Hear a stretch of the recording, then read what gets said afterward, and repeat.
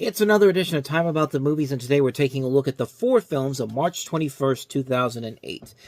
Easter weekend, of course, and of course everybody was taking the families out to go see Horton Hears a Who, but there were 4 other films that came out that tried to combat it. Most of them failed, but the first one came pretty close, and we'll talk about that one right now.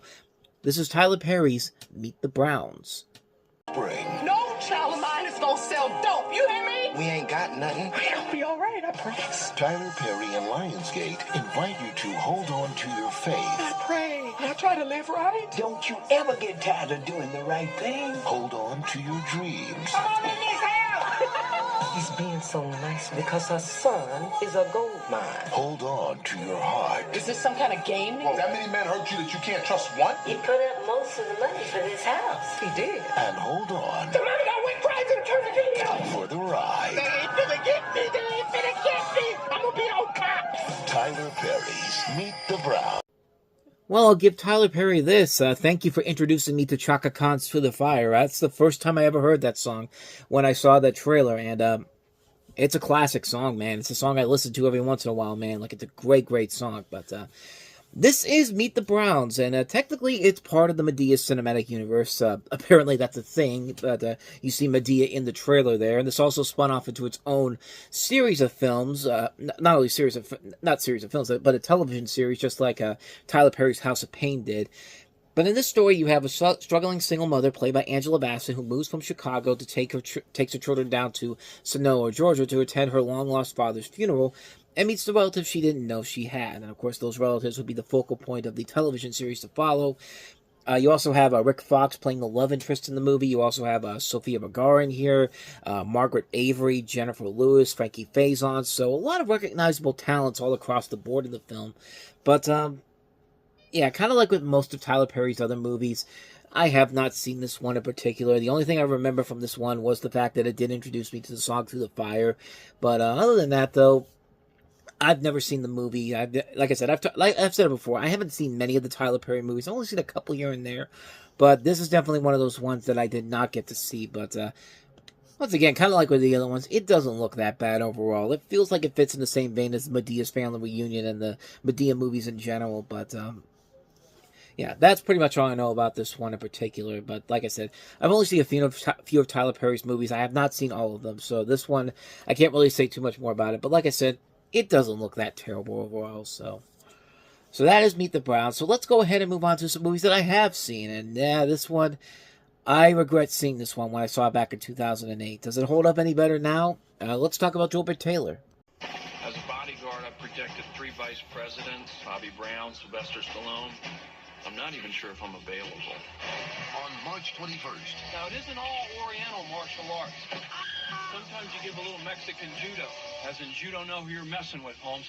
Owen Wilson. I really like it here. Doing a great job. Scram Rochblocker. What do you teach? English. Your native tongue. Drillbit Taylor. Mind over pain. Rated PG-13 in theater. Short answer, no. Long answer, yeah. So yeah, this is a film that features Owen Wilson. Could usually be really good in movies. This is a Judd Apatow production, who had been producing a couple of good comedies around that time. Co-written by Seth Rogen, who was on the rise after a year where he had Knocked Up and Superbad. And the story was written by Edmond Dantes, who, if you know Hollywood very well, that is the pseudonym for John Hughes. In fact, this was the last thing he wrote before he passed away 1 year later. So with all those pieces together, you would think you would have a good movie here. And, no, you don't. This is a film that really just kind of, everything, all the pieces are there for something good, but they just go the same old predictable route. And the end result is the film you've seen done to death so many times before. You have 3 high school students deciding to hire an adult bodyguard to protect them from some bullies who endlessly harass and abuse them. One of the bullies is played by Josh Peck. And Owen Wilson has a love interest in Leslie Mann. Of course, she's Judd Apatow's wife, so of course she's got to show up in some of these at some point. But yeah, when I was watching the movie overall, the trailer didn't make it look so bad. But when you watch the film in general, it's a film that is so just badly put together. Like, the comedy isn't funny. It's a very mean-spirited movie. It's lazy comedy too, and for a film that has Seth Rogen and also Judd Apatow producing, as well as John Hughes as the story writer, you would expect so much more from this movie, and yet it's just not there, man. It's a movie that is just really, really just a mess of a film that just, like, I don't know what they were thinking. I think what really happened here was that you got all these different mindsets coming together here. You have a writer who has started in Knocked Up and wrote Superbad the year before. You have John Hughes, who has written some of the greatest coming-of-age stories of all time. And then you have a director like Stephen Brill, who makes who's mostly known for his work with Adam Sandler and stuff like, Mighty Ducks, Heavyweights, that type of stuff. And of course, Judd Apatow, who has proved to be very successful with the raunchy comedy in the mid-2000s. But all these pieces have to come together into this movie, and it's just a cluttered mess of a film all across the board. Despite everybody trying their best, Wilson's not bad in here. He's given it his all, but at the same time, there's just nothing there in the long run. It's a movie that feels like it's very cluttered, and you have all these mindsets coming together that just don't mesh well at all. And again, there have been much better movies that have done the story before, many, many times better, but this film in particular, it really missed the mark big time. So yeah, a hard skip on Drillbit Taylor. It's one of the big disappointments from that year, no doubt about it. So with that said, hey kiddies, how about another J-horror remake? Let's take a look at what Fox has in store with Shudder.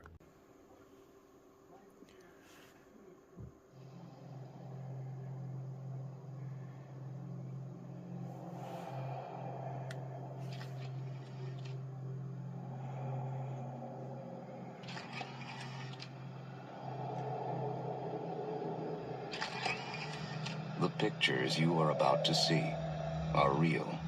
They have not been retouched or manipulated. It is called spirit photography, an event in which images of the dead are caught on film. I mean, Jesus Christ. Do you want to cram in any other popular horror movies into this trailer? Because, okay, executive producers of The Grudge and The Ring, the two biggest J-horror remakes that came out in the 2000s. That's bad enough, but for this trailer to literally go down the path of, what you're about to see is real, none of this footage is doctored in any way, shape, or form, and, let's talk about spirit photography. Like, they're literally taken from the trailer for White Noise. Like, this should be the red flag right here. Just stay the hell away from this movie by all means necessary, but in the film, you follow a newlywed couple, Ben and Jane, who have just moved to Japan from a promising job opportunity, and after a tragic car accident that leads to the death of a young girl, Ben begins noticing strange blurs in many of his fashion shoot photos, which Jane suspects is the spirit of the dead girl that they killed. So yeah, a story we've seen done to death before so many times, and this film just completely doesn't care what you think about it. It knows that The Grudge and The Ring were blockbusters in the decade before, is at the beginning of the decade. So you know what? Churn out whatever crappy horror remake we can. It's the third one we've had this year where a studio has just said, we don't care how good the movie is. Did you see how successful The Grudge and The Ring were? Money, please. Like that's them asking you to give them the money for this movie, and yeah, people were stupid enough to buy into this because it was a big box office success. It only cost $8 million to make and made back $48 million worldwide. So, yeah, because we all know what happened. We all know what happens with movies like this. Everybody goes out on a date night on Friday night. They go see the movie, and after that, they see the film. They never see it again after that. It's not even after the first weekend, the opening weekend. The first day they go see it, and then they're just like, yeah, we're done here. And it's just like, the end result was a film that made a lot of money, but was immediately forgotten because nobody cared about this movie when they went to go see it. They went to this movie with their boyfriend or girlfriend, because they knew they were going to get some booty calls, if you know what I mean. Like, you know what I'm talking about here. Like, that's what this movie was made for. This movie wasn't made to entertain anybody. This movie wasn't made to tell an interesting story or to get involved in some deep character studies and all. No, this is a film that is just vapor to these people that are the main target audience. And that was 20th Century Fox's aorta for much of 2008 when you really think about it. I mean, Meet the Spartans was pretty much that. We haven't even gotten to the summer movie season where they just said, fuck the people that we need to have our movies be successful. I'm gonna show everybody how much I hate the critics, says Tom Rothman, by putting out these movies and not letting people in specific areas see the film to give it a proper review. And we'll get into that later on down the road. But yeah. That's definitely something that's worth talking about later on down the road. But this, yeah, it's about as bad and as generic as you think it is. It's not a good movie. It's a terrible film. Shudder is bad. Avoid it like the plague. So with that said, let's go ahead and move on to the last film we have here, and that is Under the Same Moon.